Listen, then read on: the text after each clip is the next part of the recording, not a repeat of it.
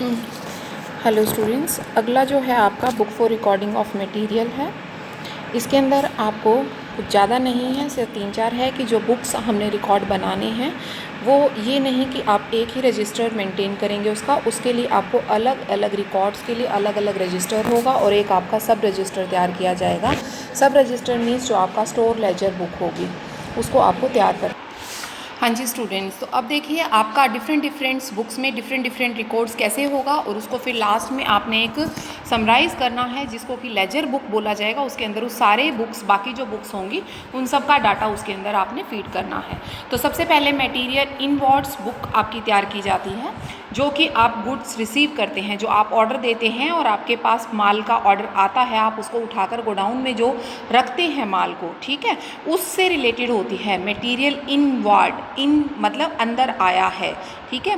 तो जो माल आपको रिसीव होता है आप उसको उस रजिस्टर में विद स्लिप मेंटेन कर रखेंगे, कितनी क्वांटिटी का है, क्या क्वालिटी है उसकी, कितने यूनिट्स में है, किस प्राइस का है और उसकी स्लिप नंबर क्या है, ये सारा डाटा आपके पास आपकी बुक में होना चाहिए।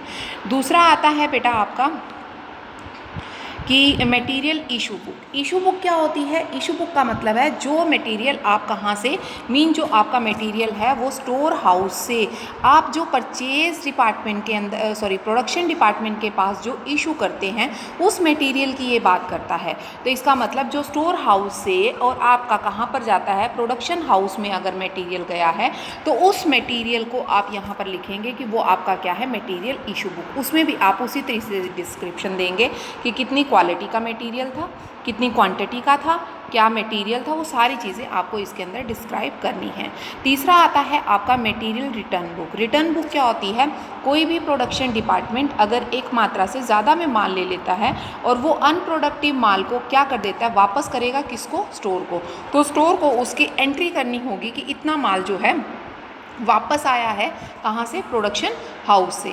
तो वो जो एंट्री होगी वो रिटर्न में डाली जाएगी कि इस क्वांटिटी का माल मैंने इशू किया था और वो इस क्वांटिटी का माल यहाँ पर वापस आया है। उसके बाद 4th नंबर पर आती है आपकी material transfer book. Material transfer book जो होती है उसके अंदर अगर आपने different one department to another, जैसे मान लो आपने स्टोर से जो मटेरियल है वो वन प्रोडक्शन हाउस पर ट्रांसफ़र किया, लेकिन इस प्रोडक्शन हाउस के पास ज़्यादा हो गया माल और इसने क्या कर दिया, उसे दूसरे प्रोडक्शन हाउस पर ट्रांसफ़र कर दिया।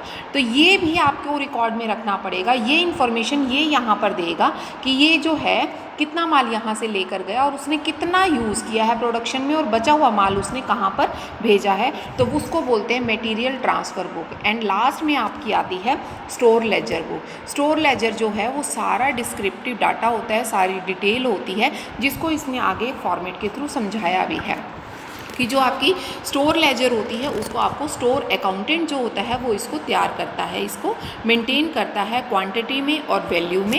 ये इसने बेसिकली लिखा है कि इसको क्वांटिटी और वैल्यू के बेस पर तैयार किया जाता है इस लेजर को, और ये बहुत ही इम्पोर्टेंट होती है। इसको मेंटेन करना बहुत ही ज़रूरी होता है और हर तरह की चीज़ को अलग अलग तरीके से मेंटेन किया जाता है, जो अभी आपने ऊपर पढ़ा, ठीक है, उसके हिसाब से।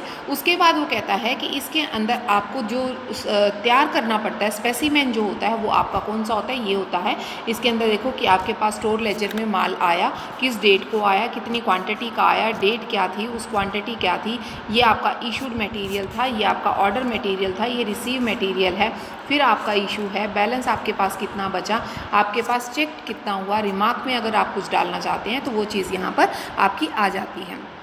कहने का मतलब ये है कि एक प्रॉपर जो स्टोर लेजर होती है या एक बिन कार्ड होता है प्रॉपर, उसको बहुत अच्छी तरह से मेंटेन किया जाता है ताकि उससे रिलेटेड कोई भी अगर इन्फॉर्मेशन है तो उस इन्फॉर्मेशन को आपने अच्छी तरह से स्टोर कर रखना है। तो अगर बेटा आपसे पेपर में स्टोर लेजर का 2 मार्क्स का अगर पूछा जाता है तो आप इसे 2 मार्क्स में विद दिस एक्सप्लेनेशन और ये सारी आप क्लियर कर आएंगे कि जो स्टोर लेजर होती है उसको as a store record card के नाम से भी जाना जाता है और बहुत ही इम्पोर्टेंट होती है ये, और इसको मेंटेन करना बहुत ही ज़रूरी होता है। इसको अकॉर्डिंग टू द लोकेशंस या अकॉर्डिंग टू द साइज़ या अकॉर्डिंग टू द फॉर्म जो है इसको तैयार किया जा सकता है।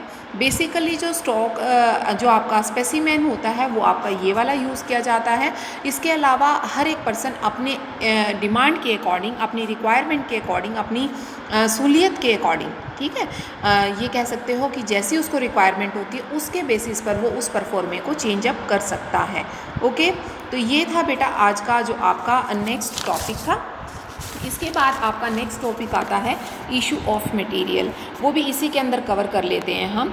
इशू ऑफ मटेरियल भी बहुत सिंपल सा है कि इशू ऑफ मटेरियल में आपको कुछ इम्पोर्टेंट नोट्स ध्यान रखने पड़ते हैं। एक तो क्या रखना पड़ता है कि रिक्वेजिशन नोट, दूसरा जो आपका आता है वो आता है आपका मटेरियल रिटर्न नोट, और तीसरा जो है material transfer note. Mean requisition note में आपको क्या डालना है कि जो स्टोर कीपर होता है इशू करता है material from the store to the receipt of the documents known as store requisition. Means जहाँ जहाँ पर उसको माल की ज़रूरत होती है डिपार्टमेंट्स में, वहाँ पर वो उसको जो इशू करता है, जो रिक्वेजिशंस आती हैं उस रिक्वेजिशंस को बोला जाता है रिक्वायरमेंट। ठीक है, तो वो कहता है ये रिक्वेजिशंस ये सारी की सारी आपकी हो सकती हैं। ये सारी रिक्वेजिशंस के अकॉर्डिंग इसने एक प्रॉपर स्पेसिमेन दिया हुआ है कि किसको ज़रूरत है, कब ज़रूरत है, किससे ज़रूरत है, कौन से डिपार्टमेंट को, किस डेट को है।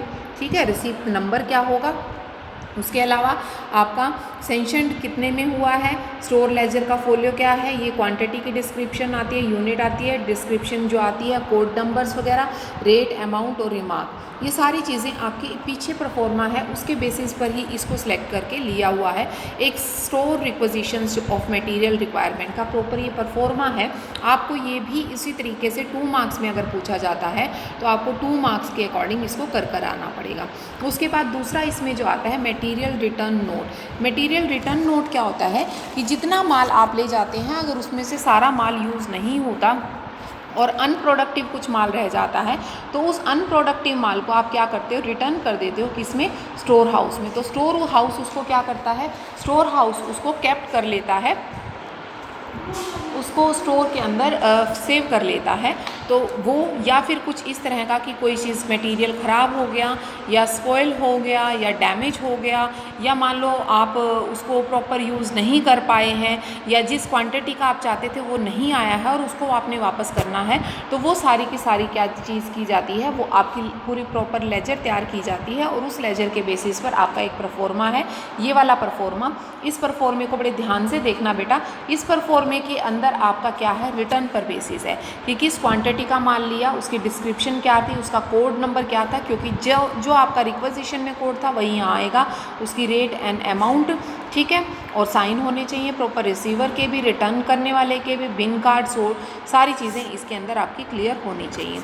तीसरा पॉइंट जो इसमें सबसे इम्पोर्टेंट है वो आता है material transfer note. Transfer note क्या होता है, अभी मैंने आपको बताया था, जब कोई प्रोडक्शन हाउस माल ज़्यादा मात्रा में ले जाता है, इशू करवा लेता है और उसके बाद वो उतना यूज़ नहीं होता तो उसको क्या करता है, वो दूसरे प्रोडक्शन डिपार्टमेंट में ट्रांसफ़र कर देता है या यूज़ कर लिया जाता है। तो वो ये इन्फॉर्मेशन आपके स्टोर हाउस को देता है और स्टोर हाउस इस इन्फॉर्मेशन को प्रॉपर रिकॉर्ड में मेंटेन कर रखता है। यहाँ पर उसका एक रिकॉर्ड बनाया जाता है जिसमें रखा जाता है कि कितना माल किस डिपार्टमेंट से किस डिपार्टमेंट पर ट्रांसफ़र हुआ है। ये लिखा हुआ भी है कि फ्रॉम टू मीन डिपार्टमेंट का नाम, जिसको ट्रांसफ़र हुआ है उसका नाम, जॉब नंबर कितना है, इसमें जॉब नंबर कितना है, ऑर्डर नंबर और वो माल की जो पूरी डिस्क्रिप्शन होती है वो इसने नीचे बताई भी है। ठीक है, उसके बाद आपका नेक्स्ट आता है बेटा, आपका नेक्स्ट रिकॉर्डिंग में करेंगे जो बहुत ही इम्पोर्टेंट है। ये आपका जो अब टॉपिक शुरू होएगा, प्राइसिंग मटेरियल इशू मेथड्स, ये बहुत ही इम्पोर्टेंट हैं बेटा, इनको बहुत ध्यान से करना, इसमें से आपका न्यूमेरिकल क्वेश्चन आ जाता है। ओके।